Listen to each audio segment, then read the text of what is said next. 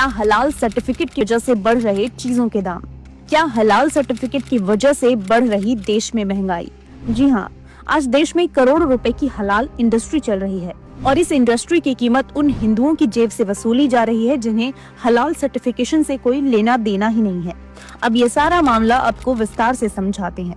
दरअसल उत्तर प्रदेश की सरकार ने कुछ समय पहले हलाल उत्पादों पर प्रतिबंध लगा दिया था। अब इस मामले पर केंद्र सरकार ने सुप्रीम कोर्ट में अपना पक्ष रखा है और बतौर केंद्र सरकार देश में दूध, पानी, सीमेंट, सरिया जैसी चीजों तक पर हलाल सर्टिफिकेशन लगाया जा रहा है और ये सर्टिफिकेशन लेने के लिए कंपनियां करोड़ों रुपए खर्च करती है और बाद में इस खर्चे को उत्पाद की कीमत में जोड़कर गैर मुस्लिम ग्राहकों से वसूलती है।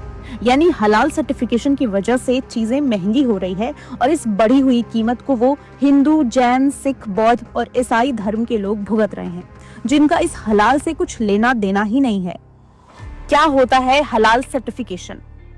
हलाल सर्टिफिकेशन एक तरह की गारंटी है कि किसी भी प्रोडक्ट या खाने को शरिया कानून के तहत बनाया गया हो। हलाल सर्टिफिकेशन मुख्य तौर पर मांस से जुड़े प्रोडक्ट में इस्तेमाल होता है, ये बताने के लिए कि ये मांस का प्रोडक्ट मान्यताओं के अनुरूप है। हालांकि इस समय गैर मांस प्रोडक्ट तो छोड़िए, तुष्टीकरण की नीति और समुदाय को खुश करने के चक्कर में सीमेंट से लेकर सरिये जैसे गैर खाद्य उत्पादों तक में हलाल सर्टिफिकेशन लगाया जा रहा है। कौन देता है सर्टिफिकेशन? भारत में 4 ऐसे मुख्य संस्थान हैं जो इसी तरह के हलाल सर्टिफाइड जारी करती है। इन संस्थानों को सरकार ने अधिकृत नहीं किया, कंपनियां खुद अपना प्रोडक्ट इनके पास ले जाकर सर्टिफाइड करवाती हैं और इसके बदले में मोटा पैसा वसूलती हैं। एक रिपोर्ट के मुताबिक भारत में हलाल इकोनॉमी $100 बिलियन की है। इसीलिए कंपनियां हलाल सर्टिफिकेशन पाने के लिए भारी कीमत चुकाने को भी राजी हो जाती है।